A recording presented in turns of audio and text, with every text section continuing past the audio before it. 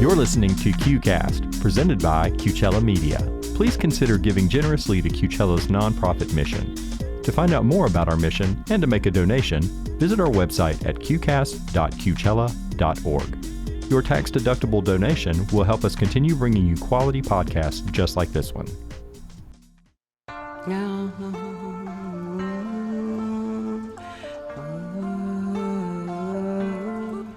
I may be bruised, but I'm not broken. You can't take away my soul. You tried to tell me I don't count, but I know in my heart that's not true. So you cannot take me down that path. I'll make it without you. I may be bruised, but I'm not broken. My life counts for something, and you wake up and I'll be gone. You'll know that you were wrong. Welcome to my show, Shades of Gender. I'm your host, Terry Ryan. Thank you for listening. Today we're going to be talking about all gender identity issues, including the transgender, crossdressers, and non-binary gender individuals who self-identify with these groups. The definitions of these individuals are often misused and certainly misunderstood. Our goal is to identify these groups, listen to their stories, and their journey in life to get a better understanding of who they are and how they are doing in our society today. And in spite of how the media may characterize what others may select as their definitions of these labels and what they represent, our goal is to get to know the real people behind these definitions. So welcome. So happy to have you here today. And, today I have a guest that is calling in actually from very chilly Verona, Wisconsin. His name is Bernie Fatla. And he is the owner of a company that doesn't manufacture, but sells La Dame shoes. And Bernie is someone that I've met a couple years ago, actually longer than that, probably 5 or 6 years ago. And he was just someone that I met at through some of the mutual friend that had a store that largely catered to the transgender and cross-dressers and drag queen market. And he was a provider of shoes at the shop. So welcome, Bernie. Thanks for having me, Terry. It's a pleasure to speak with you. You bet. Thank you for being here. I wanted to just kind of run through some things. I know you've been basically 14 years in the business with your firm or your company, La Dame Shoes. You are the former buyer in management of Famous Footwear, and you've been specializing in something I think very interesting in providing women's shoes that are designed to fit the male foot. And your customers have included cross-dressers, trans women, drag queens, and those who have difficulty finding a well-fitting, larger-sized woman's shoe. And you've been an ally to the community and been active in the LGBTQ causes and provided shoes to the Walk in Her Shoes campaign, which supports the end of domestic violence in women. In addition to supplying some of the original shoes to RuPaul's Drag Race and supplied some shoes to Caitlyn Jenner. So you really have a long history within the community, and that's why I have you on the show today. And I really wanted to have some conversation on your experience in working with the community and really what you have found with your company in providing shoes to these communities. So first of all, I'd like to ask you, how you got involved in La Dame Shoes that led you to make women's shoes or I guess women's shoes for the male foot. It was just happenstance. I was reading the Sunday New York Times lifestyle section, and I had left Famous Footwear after 26 years, did some consulting, but was looking to do something else and did not want to leave Verona, Wisconsin, and which we love, which is Madison, basically. And I read the article, and the title was "If the Shoe Fits, You're Lucky." So I read it, and it was an article on a woman, a drag queen from Brooklyn who was lamenting she couldn't find shoes in large sizes, and she wore a men's 13. And having been in the shoe business for so long, even though it was in the men's business, I knew it traveled with the women's buyers around the world. And I told Sharon, my wife, I said, there's a business here. You have to read this article. I mean, and so then, thanks to the internet, I just reached out to people, and one person said, talk to here, and I realized it's the whole transgender cross-dressing consumer market, which was much more open and opportunistic, because other people were doing shoes for drag queens, but they weren't addressing the basic need of the cross-dresser and a transgender who just wants to fit in and not stand out. Right. So that's how it started. You've been in the space then for, you saw an opportunity, you've worked in shoes, you saw there was a need to fill a good fitting shoe or well fitted shoe for the male foot in these very large sizes, which, the only places I've seen these shoes that I've seen the larger foot, or for where I've actually spotted some drag queens and some cross-dressers, and I'm sure others in gender identity communities that were in, the Nordstrom rack section, or, and they're in the back with, they have a big box of, like size 13 shoes.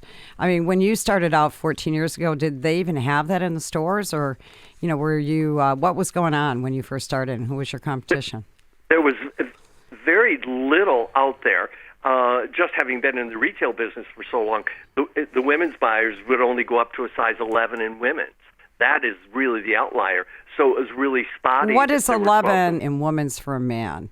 How does that translate? A 9. Oh, it's a 9. That's wow, a 9. That's little, isn't it? Yeah. And that's, because the average men's size is a 10.5.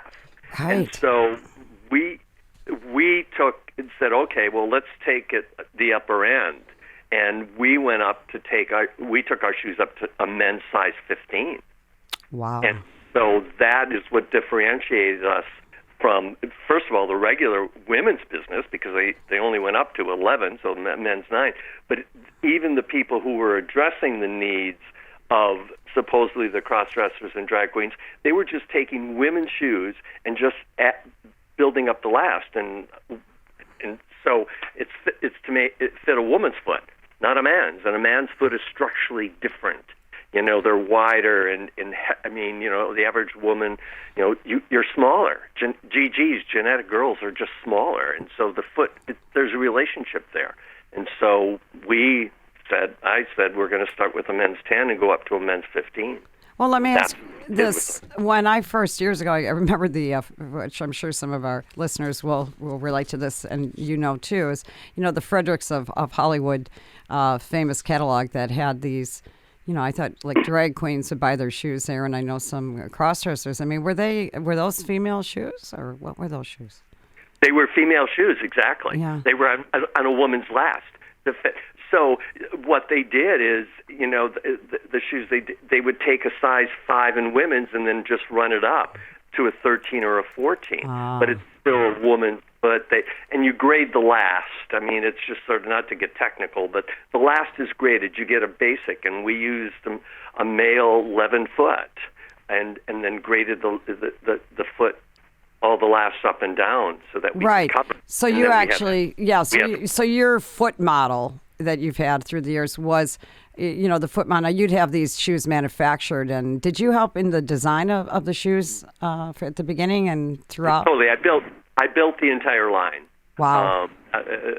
All the shoes, and it's, in many instances the shoe. There's nothing new in the shoe business in many ways. It's just how you want to interpret it. But we did basic shoes. We did a basic ballet flat. Well, Sam Edelman introduced ballet flats in the 70s. And you still can buy ballet flats today.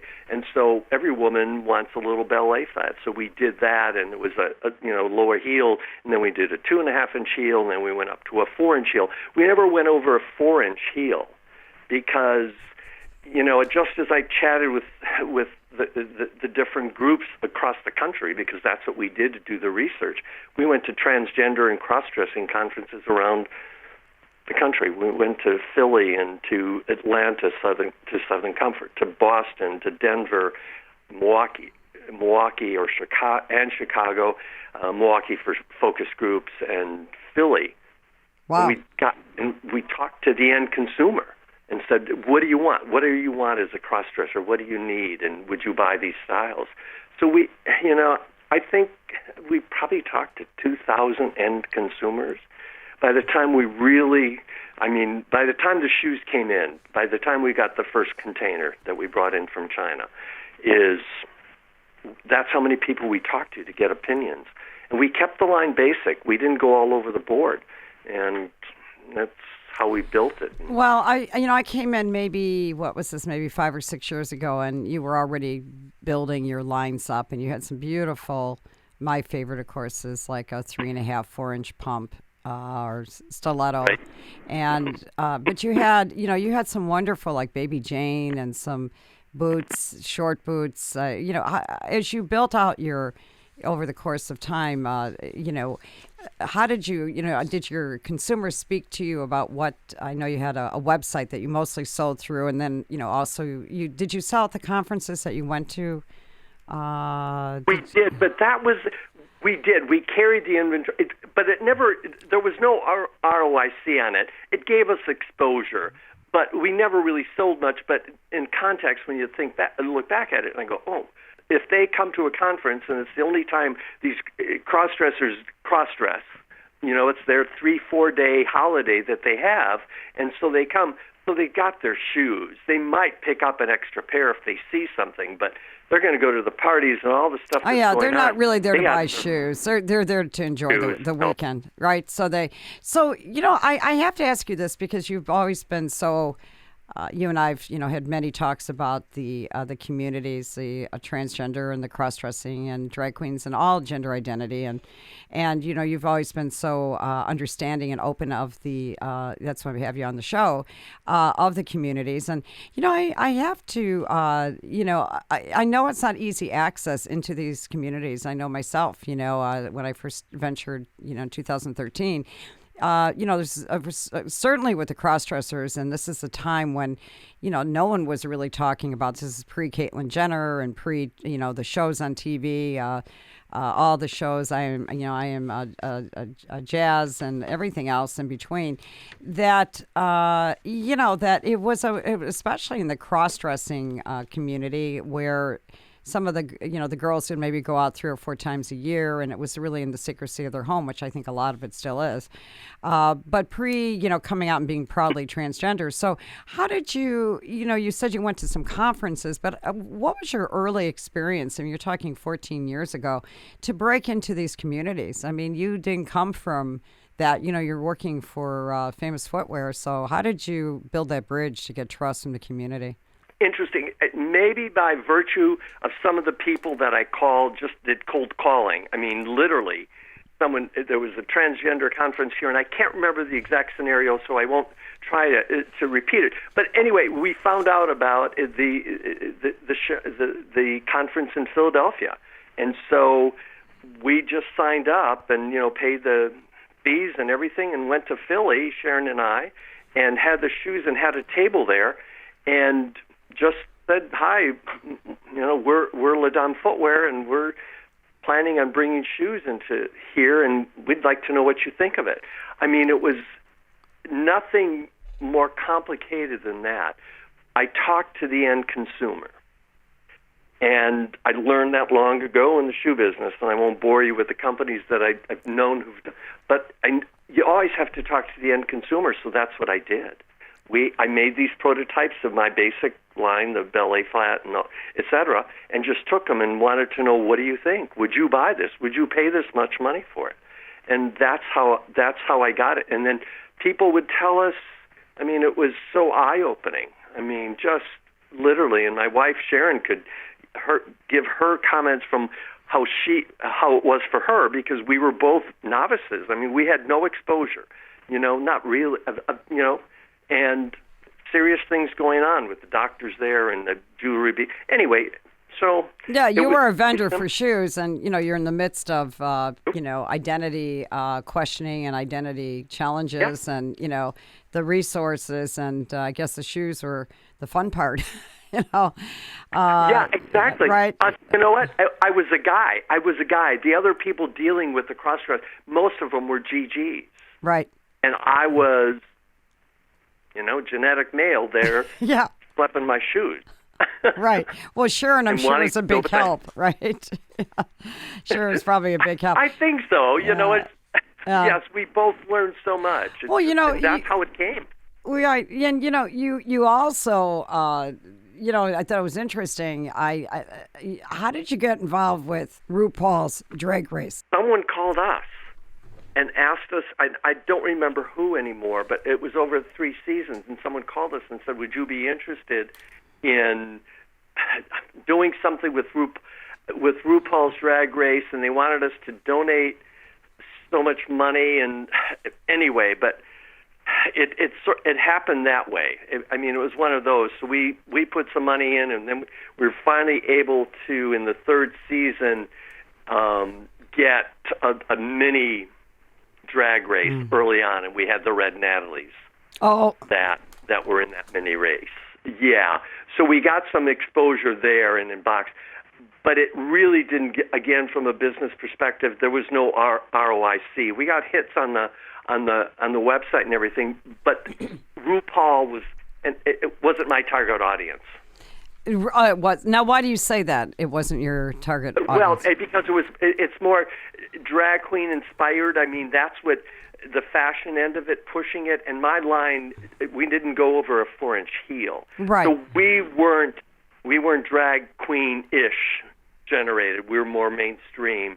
Yes, you weren't. You were actually dealing with people that would wear shoes in everyday life that weren't just on stage. Yeah. It's hard. I mean, I've tried it. I remember one time I bought my pair. I wanted to be really tall since I'm 5'4", and I thought, well, I want to be 5'10", and what's that like? So I bought a 6-pair inch of shoes of heels, and I went to a 4th of July event, and I had a walk in Chicago about 100 blocks. And by the end of the night, I was walking barefoot in the streets of Chicago because my feet were so bad. I mean, I felt great for just felt great for a couple hours, but that was horrible. So those shoes weren't really practical. I do remember your lines of shoes were really for the everyday, transgender woman or crossdresser who was out that was. That was wearing it with some longevity and also I think some wear, right? Didn't you originally do your shoes in leather? We uppers? did. Initially, yeah, we always did. Yeah, we did full grain leathers and everything just with the pricing. And that's the other thing that we did is I didn't try to take anything out of it. If it cost us an extra quarter to put in a better insole, I said, of course. I mean, if I'm going to sell the shoes for $95 or whatever, I'm not going to nickel and dime anything, not the factory or anything. I didn't want to take anything out of it. I wanted, if someone was going to buy our shoes, I wanted to make sure they knew they were getting a quality product. And if an extra quarter, I'm not going to worry about it. So, yeah, we did. And anyway. Well, you had great success. I lost my train. No, but you did have great success. And I know you're going to be closing shop after 14 years. And, why I have this, I'm going to mention it now. I'll mention it again at the end of our broadcast here. But they can find your shoes on, is it Ledame, LEDAME.com? Yep, yeah, exactly. And I know that you've one of the reasons that you've mentioned, and you can reiterate this, why you're closing down is because of the import cost and really just the cost of being able to provide a shoe that's affordable, that's not that's attainable too, right? Exactly, yes. The uncertainty about tariffs is a factor. There's no question because I'm not quite sure there. But the minimum increases at the factory from China needing bigger orders, and we're just a small little company, privately held by me and my wife. So we just said we can't, and then some price resistance as well. And so you take all those 3 combos. And it's like, it's just time, and which is unfortunate because it's very bittersweet. I mean, I can't, I will miss the interaction with my customers, and some of them are my friends. They call and say, I've never met them. But I think part of what we have, and plus the genetic girls out there that have large feet that just want something fashionable and can't. So that's part of our customer base. But you know what? The cross-dresser, especially the cross-dressers that I've gotten to know on the phone over the years, I think they were happy to be able to call somebody up, ask about a shoe, and they're talking to a genetic male. And because so many other people who deal with the cross-dressing consumer, most of them are genetic females. I mean, GGs. Right, yeah. right. And I think there's just a comfort level with guys talking to guys and say how the shoe fits, and I know shoes, so I can sell my shoes. Anyway. You know, you bring up I an apologize. interesting point for that because, you know, it's like early anything that's like when Victoria's Secret first came out, it was in a brown bag because they sold, you know, panties. Playboy magazine was in, you know, it was like a secret little brown thing that no one, like the, you know, like the male person, you know, would take it or not necessarily take it, but would judge you if you had something that was perceived as being kinky, which, you know, in the 80s, I guess anything that was, you know, not cotton underpants or something.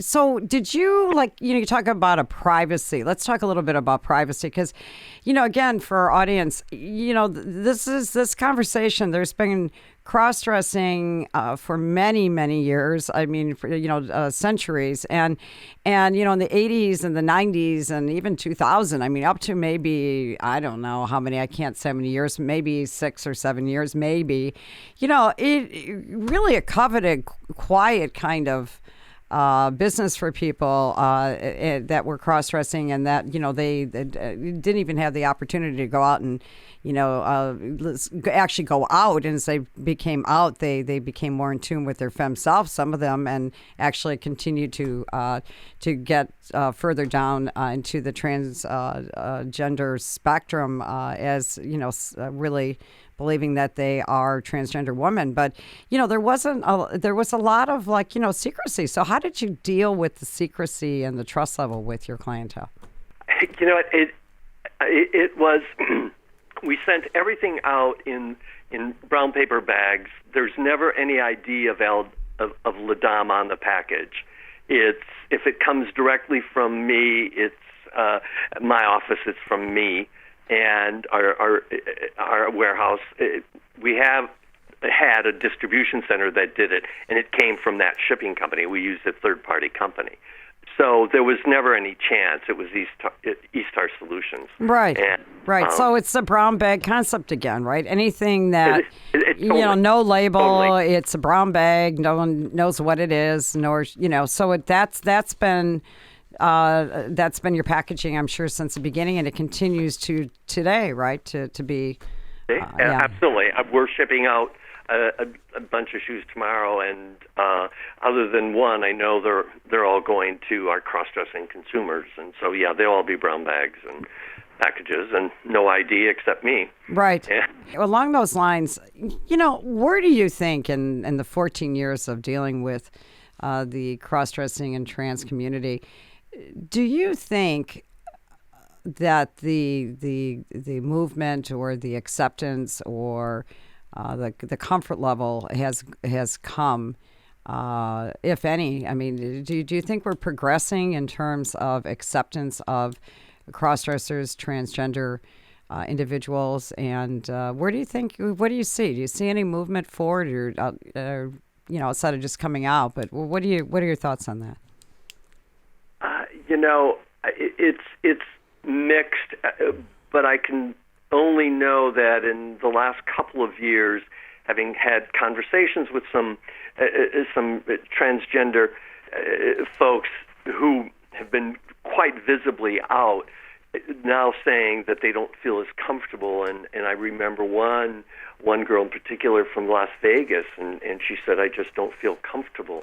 There's just a different vibe in the air. And I was shocked at that because this is Las Vegas, which you would right. think. So so I'm not sure that's an isolated incident, but I think it's more open just by virtue of the military, you know, but it's so convoluted because there's such an anti-backlash from parts of the government, you know? That right. society might be more accepting. I mean, So more accepting. You think our current, politics of our current administration is really setting it back, setting the conversation it's back. Not helping. Right. Yep, Yeah. totally. Not helping, right. So it becomes, how can I say, lack of, there's no congruency. It's like, they're not, it's backing. It was coming out, now it's going back. I think of the military because so many of my guests that have been on have served in the military, and they served as men.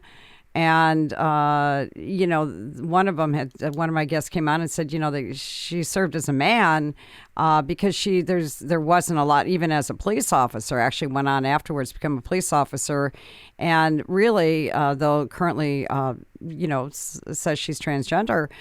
Really, so there wasn't anyone. There were very few policewomen out there at the time that she would have done it. So, I think there is something. It's really important. There's a book out that's called Out and Equal, and I really need to get some of these people on air. But this is corporations that had really back. This is an older book. This is back maybe 10 years ago that have large companies that have special in the HR department and special groups that are people that are actually been dedicated to work with the LGBTQ within their companies. And I guess the conversation, you got to start with companies. I mean, acceptance comes when we all we need money to work, and I think that's part of it. Right? Military is a form of work too, right? If you want to help your country and you want to do that and you want to be your genuine self, then you should be able to go do that and be who you are. This group to me has these groups. They've fought so hard. The transgender community and I'm including cross-dressers in this as an umbrella term. But anyone who has a gender identity, gender fluid, bigender, whatever, to keep the conversation going. The labels will. The labels continue to define people, but beyond the labels, it's just to keep the conversation going. And I think that is so important because it's so difficult for people that have been hiding in the shadows, feeling guilty and alone. And confused to have to, they start coming out and to have to go hide again is just not fair to anyone. So, I'm really, I look for allies like yourself to support. Do you think once you're done with your shoes that you'll stay involved with the community? I think so. There's just something there that I think I consider cross-dressers and transgender, but courageous, and we look at soldiers as being courageous. Well, I think you have to look at a cross-dresser for being courageous too, because especially someone who goes out, and we all know whether or not we look good when we go out. I mean, we know we look as good as I'm not explaining it very well, but we know. But sometimes girls know that this is as good. You know what? I might not be the prettiest girl on the street, but I'm going to go out on the street and to go out there and be willing to take the crap that is inflicted upon someone who's different sometimes in this society in various ways. They're courageous people, and my hat is off to them. So, yeah, I'm not quite sure what I'll do. The walk a mile is close to my heart, and that ties in so closely to sexual assault and domestic abuse. So that's and you provided somewhat. Shoes in the past to that cause, haven't walk you? a mile. Yes, for many years. We right? became for 10 plus years the official footwear supplier. So we talked to all the organizations in North America that were doing the walk a mile in their shoes, and it was it became out again sexual assault, but then to build public awareness about sexual assault, domestic abuse, and gender violence, and so you get to chat with all these people at all these shelters who are dealing with people who are abused, and so you just get a connection. So it's very conflicted for me to shut La Dame down, but so I'll remain somewhat open. I'm just got to figure out what that might be. What your next journey is when you grow up, right? When we all grow up. But I know you'll be around the community. Exactly. I know you will. I know you and I are going to be, we're both, for years we've been allies of the community, and I know that you and I will continue to do that. I don't think, because we hate anyone who doesn't have the, we're about freedom of presence, freedom of who to be, who you want to be, and that who gives someone the right to define who's better than the other and not to be able to be your authentic self. So I know you and I are on the same page with that, right? 100%. I absolutely 100%. Plus, don't we all deserve to be happy? That's right. I mean, for God's sake. Yeah, who's there to define us? Simple. I mean, right. That's right. Don't we all deserve to be happy? I love that. That's. I think I should name my show that. Don't we all deserve to be happy? On that note, I'm gonna close out with you. But will you give us the information again on? I know you have some shoes left online on your site. Can you give us your website again and contact information so people can get a hold of you to get some shoes? Sure. It's www.ledame, LEDAME.com. Or you can send me an email at Bernie, BERNIE, @ledame.com. And the shoes are all $30 plus shipping. Oh, perfect. So, yeah. Heck of a deal. Heck of a deal now. All right. Well, listen, I'm going to be back in touch with you. I have a couple people I want to get for Christmas presents. So thank you so much, Bernie, and we will talk soon. And good luck. I know this is a very difficult time for you to have to close down your business, but I know you'll be around, and we'll be talking to you soon. All right. Thank you so much for your time today. And thank you, everyone, for listening to my show, Shades of Gender. And as I always say, life is short, and it's time to all of us be our authentic self. And thank you so much.